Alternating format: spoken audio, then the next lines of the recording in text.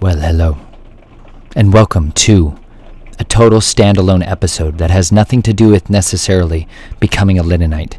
This is a shepherd's interlude, because do you ever feel like a moment in your life you just realize you maybe been totally set up? Like, not in a bad way necessarily. Like, you ever feel like maybe the Father might just be setting you up completely for a set of circumstances that are so unassuming, camouflaged maybe. They're just like not noticeable overtly until after the fact, after everything is settled down and you suddenly think about it and you go, wow, I think I just went through a series of events that are seriously important for me to remember.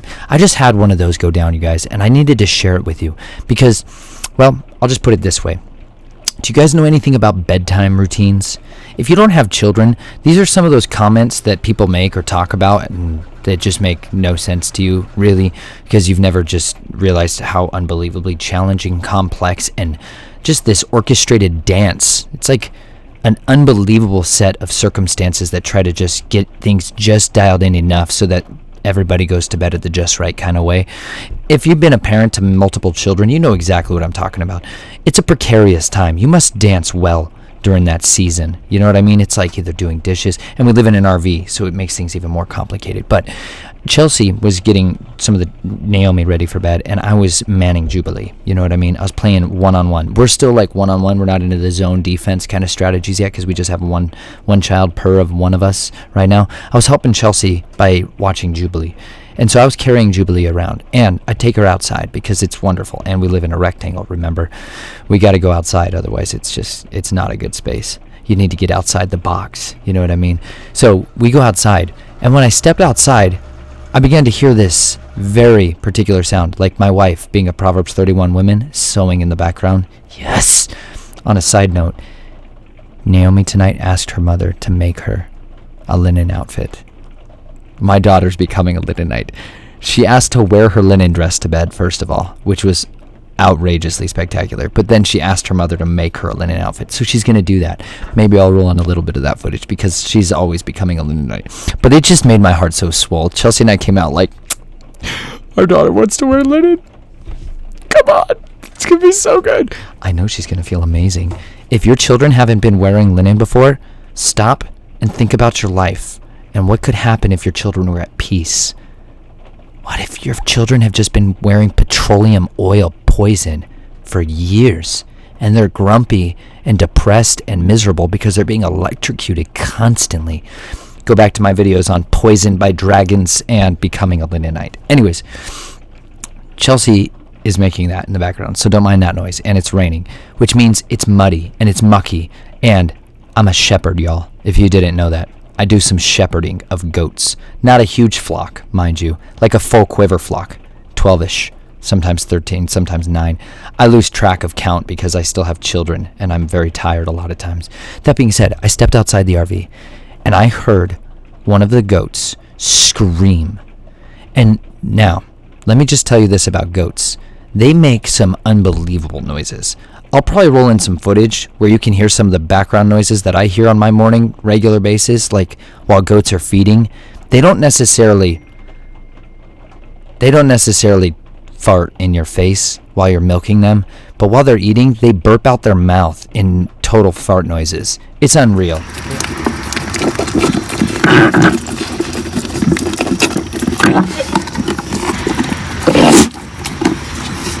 It's unreal. They also make noises like... I'm going to get some crazy goat recordings, I think, in the morning, just so I can roll this in right now so you guys can get what I'm saying. I'm going to bring the nice mic down to the farm so you guys can just hear the thunderous applause of what goats sound like right up in your ear space right now, because they make some crazy noises, you guys. I can't even start to imitate them all. But they...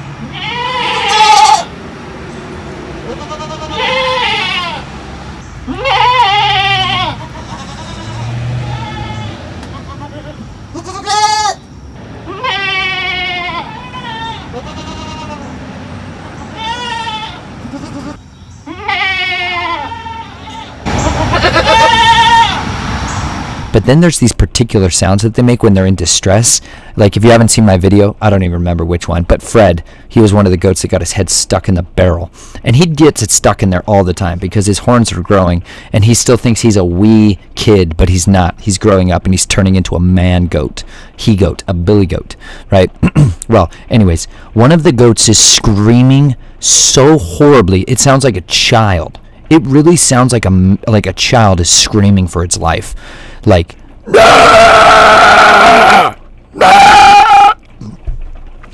it's arresting. I just hurt my throat. It's an arresting sound. It's so bad. And now, I'm holding Jubilee. Pause here, because we had just been linen hunting. And if you know anything about Chelsea and I, we're fantastic treasure hunters because the Father's favor is on us when we're not necessarily totally plugged into Babylon, but when we're dipping into the excess of Babylon. That's where thrift stores are just wonderful, because you can be like Abraham, who lived just outside of the city, but he could go and live off of the excess of the city, right?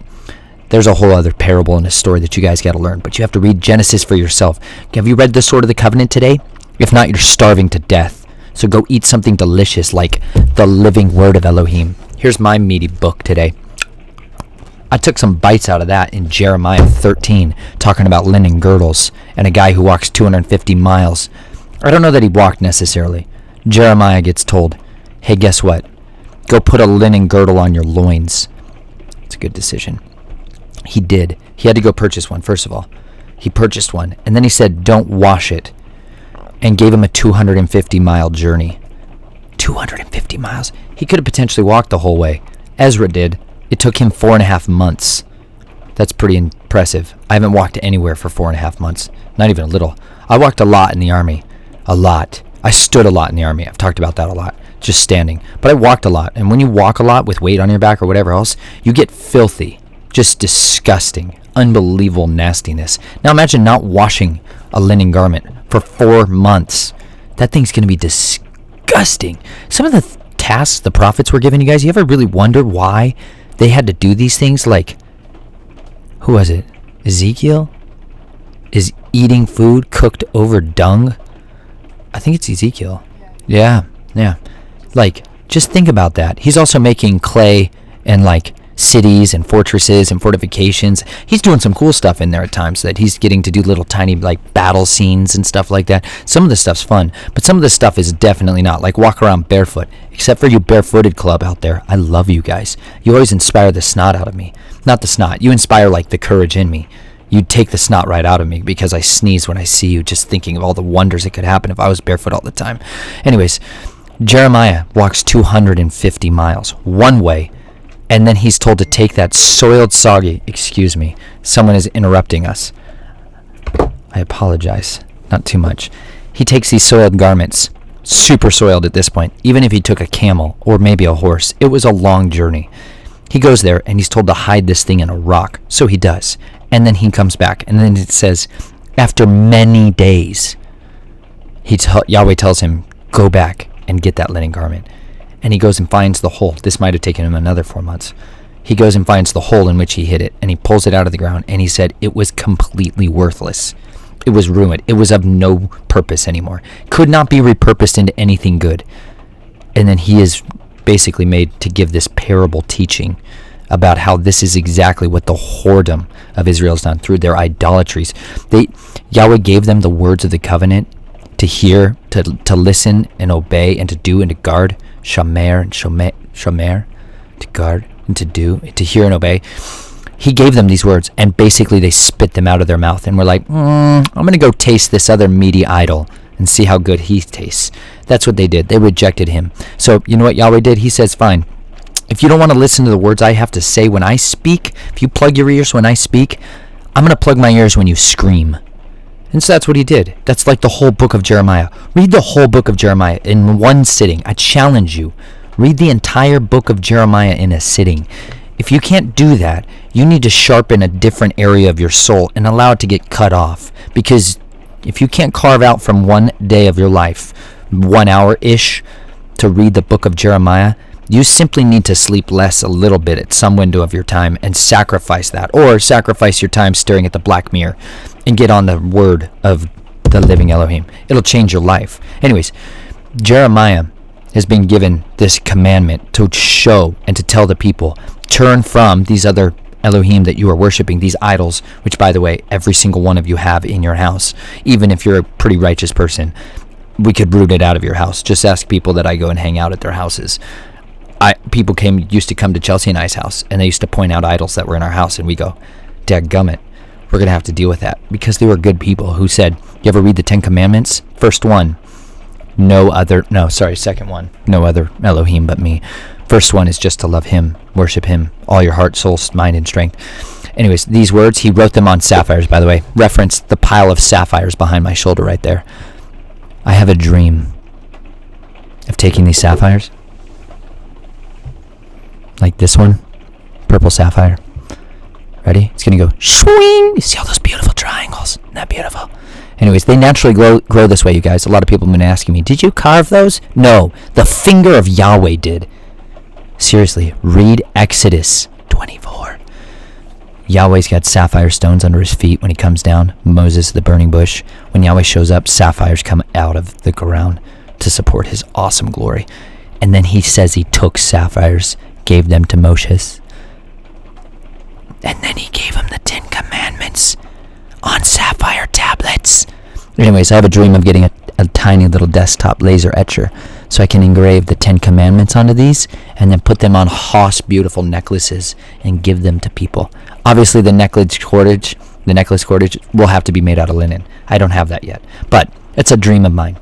Anyways, if you guys haven't listened to any of the stuff I'm talking about when it comes to the sapphire, this is why. I read Exodus from this translation, by the way, the Et Sefer, the second edition. I recommend the second edition. It's gigantic, and it's going to give you discipline and hand strength about how to just hold something that's heavy, and you got to do that if you're ever going to bear an actual sword. Anyways, Jeremiah is this perpetual image of, hey, come back to Yahweh, like remember him, return to him, like stop going and worshiping the hosts of heaven. We all worship the hosts of heaven in so many ways, guys. It's unbelievable. We still do. Like, they still run so much of the world, like astrologers. You guys, anyways, I'm going to try to not totally rabbit trail off on this because it was really hard for me to go through reading Jeremiah and not seeing the parallels of all of these things that happened throughout my life, of being in the room with people that were open, overt, and yet covert. They were like screaming horrible evils, and yet they were totally cloaked. They were like a camouflage serpent hiding in the path, except when they were in the middle of consuming a meal, you could see very plainly that there's a snake in the path. So, that being said, Jeremiah is perpetually a witness that's called to go and tell the people to return to Teshuvah, to repent, come back to him, and he would then honor the promises that he has given them. Read Deuteronomy 28 all the way, from beginning to end. Or read Deuteronomy 28 through, I think, 32. Read that whole section. It's super important, and it will give you an understanding of this more than anything else. But anyways, back to the goats. There I am, putting on some brand new linen just before bedtime because I work outside in goat land all day long, and it's unbelievably disgusting. Animals, y'all, if you didn't know it, are filthy. Oh my gosh. Especially goats. They have 4 stomachs, so they're hungry all the time, which means they eat constantly, which means they also poop everywhere. And that poop and pee is just, it's unstoppable. It's a perpetual like wall of disaster happening under your feet. And so my linen, guys, when I have my farm linens on, I'm going to get soiled all the way. Naomi came down and she's been milking the goats with me in the morning, and she's good. She's 3 years old, y'all. And she's milking goats. All the goats. She's amazing. That's funny. How can you do that?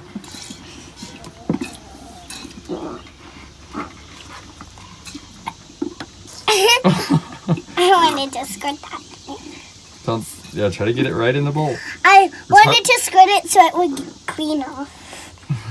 Had poop on it.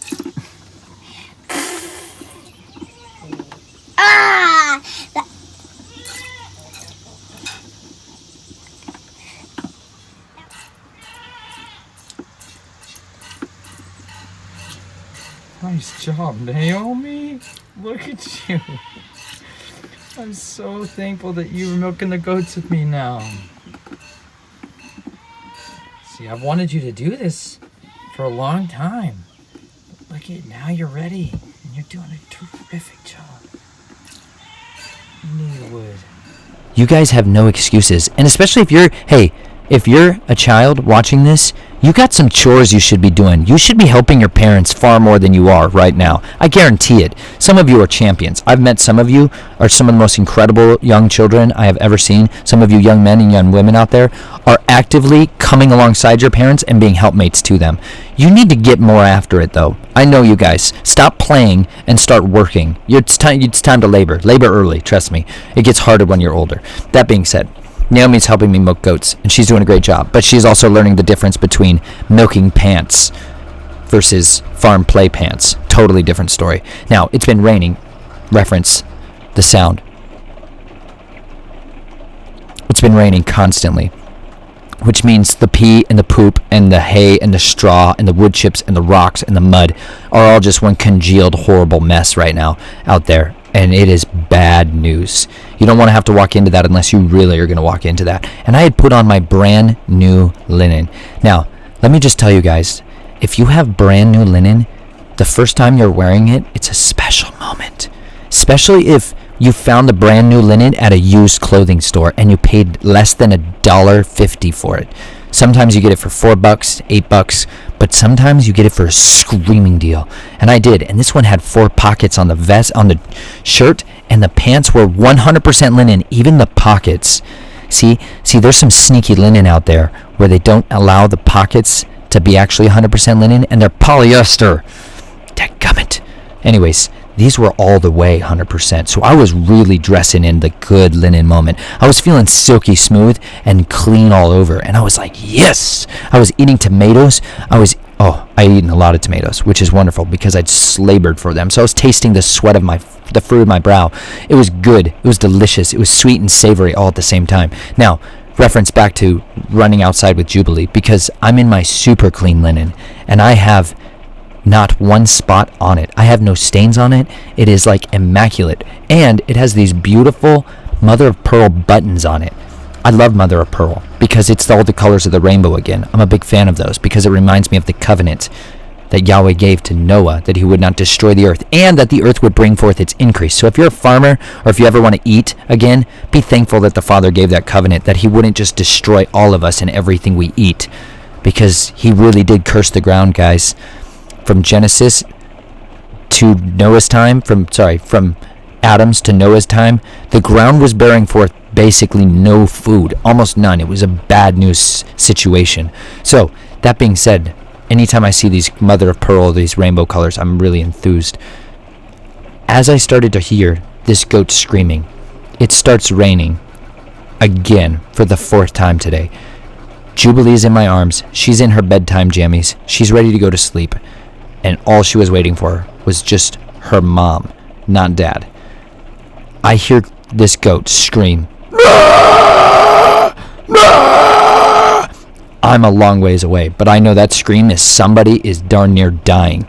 And so I start running as fast as I can. And when I'm running, I'm starting to climb over a fence. Bad idea. So I stop and abandon it there because I'm tearing my beautiful mother of pearl buttons, and then they're lost in the muck. So I'm tearing this thing. And don't worry, not the linen, because linen's basically absolutely indestructible. But I tore my buttons right off there. So now my shirt's torn open. Now I'm running down the hillside. Jubilee is like, she's not freaking out yet, but she knows something's going down because Dad's running in sandals, like all the way down the hillsides. I get down to the farm, and oh my gosh, it's bad. One of the goats, the big goat, right, the billy goat of the farm, has managed to get his horns under the foot of one of the other goats and has wedged his horns so hard up under his leg that other goat's leg is completely jammed at the very base of his horns. And goat's horns, guys, can be seriously sharp. They really are. And they knock those things super hard into each other, and occasionally they break pieces off when they hit so hard.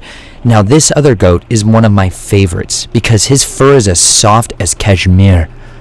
If you haven't touched cashmere, stop what you're doing and go to the thrift stores and find cashmere. It's unbelievably soft. This is our cashmere light goat. He's spectacular. Now, he's also very docile and sweet, and he loves neck scratches, and I like that about him. He's so sweet and tender, but he's also very tiny compared to the big billy goat. So now, I've got a baby in my arms. I've got my fresh pressed, most spectacular linen on. But you know what I'm thinking about? The screams of this goat. That's it. I can't think about anything else, but this goat is screaming so horribly over and over and over again. He is crying out at the top of his lungs, and now I am there, but I have my child in my hands. This is my second-born child. She's spectacular, but she is not really anything other than a tiny baby still. She's not like running around and scampering off like Naomi. This is my baby that's totally dependent on me to not do what I have to do next, which is to plop her down in the muck, right? So I have to set Jubilee down because I have to pick up the one goat and then try to wrestle him from the other goat, all the while he's screaming. So as I grab the first goat and try to get his leg out, he starts bucking me with his horns, and then he starts kicking me because he's in so much agony, he's just in blind panic. So now I'm getting kicked over and over again, and I'm getting gored with his horns, and then the big goat is all ticked off because here I am about to wrestle him, and now I've got two goats half in the air, and I'm trying to wrench the foot of the one out of there. I ended up getting kicked really hard in some sensitive places that I'm not enthused to talk about much more than that. But that being said, all I could think about was the cry of this animal. This animal's cry was so overwhelmingly present in my mind. And then suddenly another cry is in my ears, and that's my daughter. My daughter is now screaming because the goats are screaming because I'm getting kicked over and over again, and it's just carnage. Meanwhile, there's poop everywhere, there's hair everywhere, and one of the goats is now darn near hobbled and can't even move. So finally I'm able to wrench this foot out of the top of the horns, and that goat collapses on the ground. My daughter's screaming, and I look down and my shirt's ripped open. I'm covered in goat poop and hair, and now, thankfully, the goats are separated. Meanwhile, my daughter is definitely bummed out. But I suddenly had this realization as I picked her up, and I comforted her, and I got her to calm down as I walked back up to the RV, and I realized suddenly that what had just gone down was so... It was one of those lessons that you cannot learn unless you personally experience it, you guys. I can try my best to try to relate this to you, but it's not the same as like the sweat equity that is involved in learning that lesson. Like when I was down on the farm in Florida, I spent so much time, you guys, crying, actually crying about not having enough laborers. It's officially very hot in here. It's brutal some days, and farming to me just got really frustrating in a lot of ways. I realized the amount of work in order to maintain just this one greenhouse is constant work required, and there's so many plants, and there's hundreds of other plants that need attention every single week. They have to, and if they don't, the problems and the circumstances that affect these vines get so much more magnified that it requires more time. So if it might take you 3 to 5 minutes per plant to prune them, to wrap them, to select a leader, to do all of these specific tasks that are required to make that plant able to grow and do this method we're doing, it requires an enormous amount of physical and intentional, slow, methodical work. And as each greenhouse comes and matures more, it requires greater volume of work, and yet the amount of laborers has actually diminished in a lot of ways here, or it's trying to catch up, but circumstances happen where you no longer have those laborers. And I have wept very hard today because there's not enough laborers to do this, and it's killing me because I've worked so hard with each and every one of these plants and poured myself week after week after week in, and I can't keep up with it. Like, it's completely beyond me. And you need other laborers, and they're just not there. And it's crushing to watch good fruit go to waste, and good food potential go to waste. All this good fruit that could be there is wasted because these will break. They literally will break. The stem, the tops of them, they'll bend over if they're not wrapped properly, and they'll grow 20 inches in a week. 20 inches of new growth in a week for hundreds of plants means constant work and labor. But if you trim them properly, they produce an abundance of the best food possible. But if you miss it, it's wasted. And it's devastating to see that when you've put so much of yourself into it. And this is the truth of the kingdom.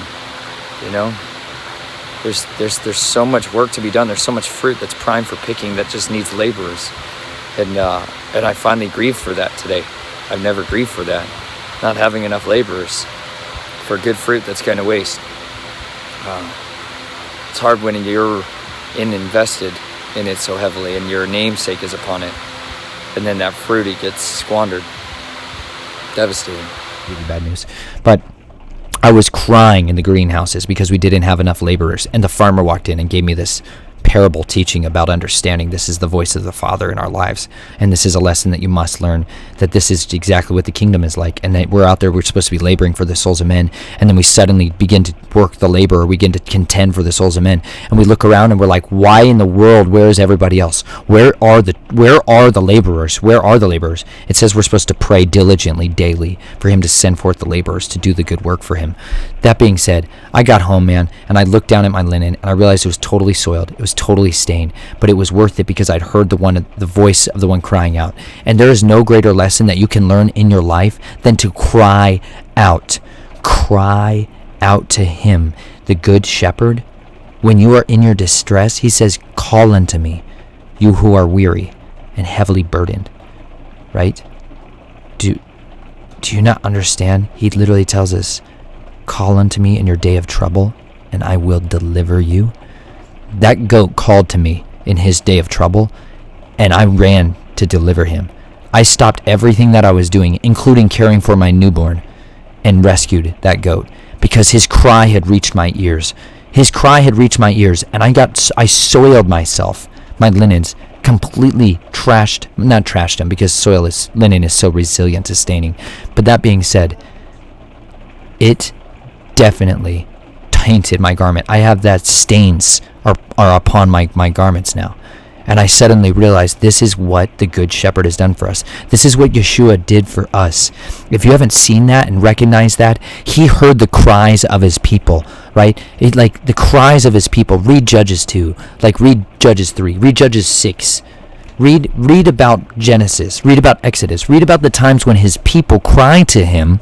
They lift up their voice. They bring supplications. They scream to him. They scream to him, and in his mercy, he hears them, right? Even though we had been the whores over and over again, even though we'd been the ones who'd spat his words out, even though we were the ones who rejected his sapphire commandments that he wrote with his very finger, even though we ignored them, even though we scorned him, we mocked him, we belittled him, we bowed down to images. We bowed down to images, like our black mirrors that we literally bowed down to turn them on.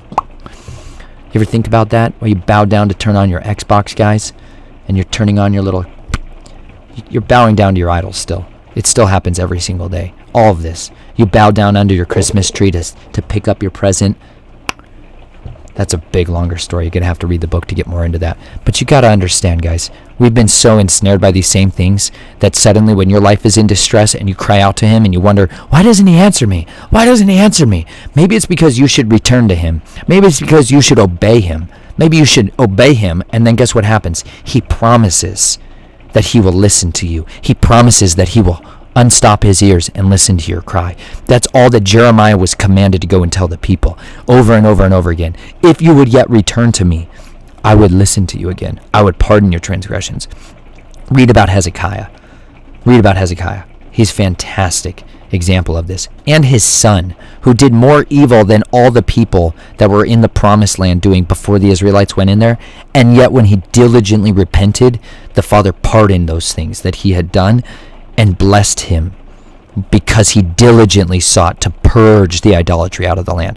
You all got some idols that are in your life that you need to ask the Father to bring revelation, bring insight, bring the eyes to see it. Ask him to remove the scales that have grown over your eyes, that you might see the idols that are still in your camp, that are still in your house, that are still in your gates, because those are cursed things, Read Joshua chapter 8 and Aiken, and a guy who coveted gold and silver and his idols, and he brought those into the camp of Israel. This is right after Jericho. Famous story. Walls come crumbling down. Champions. We win. We're going to smoke all these bad giants. Watch us do it. And then Aiken spoils the day.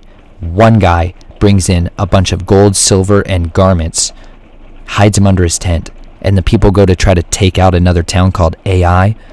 The next day, a couple days after roughly, they try to go take down this tiny little town. They're like, just send a couple thousand troops. We're going to smoke this little city. Watch us do it.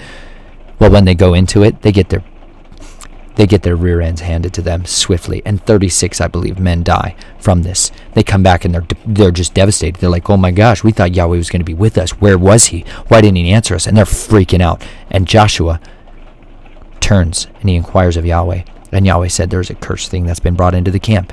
And the idols were hiding under the tent. And Yahweh roots it out. So if you got an idol in your camp, Yahweh will help you root it out if you diligently ask him, and he'll show you every single one, even ones you never even thought about. You haven't thought about forever. You're like, what? I wouldn't even thought of that. He'll bring it to your recollection. It's a promise, and he will help you destroy and get it out of your life, no matter what it is, because some of those things are spiritual doors that the enemy uses to destroy you, to bring a legal accusation against you, and he's very effective at it, and it's accomplishing great evil and great good in your life because it's just. It's just, if you turn to these things and you ask them to take care of you, it's a good thing that they fail you. It's a good thing that when you cry out to them, they don't answer you. But when you cry to him, he will come running. He sent his son. You've got to understand this, guys. He sent his son to take off his perfect robes. He took those and he allowed the world to stain them. He went to rescue the sheep who were screaming out of him. He said he came to rescue the lost sheep of the house of Israel, to deliver them, because their cry had ascended to his throne. He heard their cry, and he came and he rescued them. He delivered them from the snare of death, from the very snare of death. And tonight, when I was standing there, seeing that goat's foot stuck in those horns, that was going to be the death of him. If you guys don't know it, animals die when they break their legs, especially animals like goats and horses, and they need those things to survive, especially if they go outside where there's predators that recognize a wounded animal in their midst. They're going to die. Recently, I came across a deer. I went on this journey, and I came across a deer. I saw it across a lake, and it had jumped over a fence, and when it did that, I don't know if right then it did it, but when it jumped over, I could see that its leg was broken. Its front right leg was hanging completely. At first it was hyperextending it over and over, and then I realized it had totally broken its leg. And so I ran quietly at first, and then I stalked up to it, and I got up to a corner, and I saw that it also had a fawn with it. The fawn was totally healthy and uninjured, but the doe, she was completely busted up. Her hang was hanging almost by tendons and sinew only at that point. And I realized this animal was going to die. And I wanted to help that animal and put it out of its misery. I'm not going to tell you what happened next. It was bad news for that deer. And to see this animal that was going to suffer, and yet at the same time it was going to provide for something else, a meal. And that's the way things are out there. But instead I was able to rescue this goat tonight and save that animal from a certain death, a certain destruction that was inevitable for it. And that was mercy. But that animal had to cry out to me. That animal had to scream at the top of its lungs. And some of you guys are needing to scream at the top of your lungs to ask Yahweh to save you. Yeshua's name means Yahweh is salvation. Yahweh is our deliverance. Like when you say Shua, like you're saying like deliver us, save us. Like you're screaming, agonizing, you're crying out, help us when you say his name. You're begging him to save you. You're begging him to deliver you. You're believing he will deliver you. You're crying out like the shofar, the ram's horn was like a screaming cry when a shofar is blown, when a ram's horn or a goat's horn is blown. It sounds like a cry. And that's to remind him, that cry would fall on his ears to remember us. Remember the promises you made to Abraham. Remember the promises you made to Noah. Remember the covenants that you have given to your people. As we return to you, we know you will return with us all of the promises you have held for us. So I hope each of you takes that to heart today, and that you would study diligently the words of the promises that he has given to you, and that as you purge the idols from your house, you would be diligent to do so with every bit of desperate desire that he can give to you, to be set free, to walk in a new life, and to be full of the joy that exceeds possible understanding. I love you all. I look forward to talking to you more soon. There's going to be some serious updates on the armor, because I've been making glue out of flax, and that's fun. But I'm going to be soon making it out of frankincense, myrrh, and sap. That's going to be super exciting too. Anyways, I love you guys. Be faithful out there. Be dangerous. By the way, I always try to say this, guys. Be safe out there. And by that I mean live as dangerously as possible every single day of your life. Because the days are evil. But you were born for such a time as this. So go be valiant. Be valiant for the truth. Read Deuteronomy 12 and 13. I love you. Talk to you soon.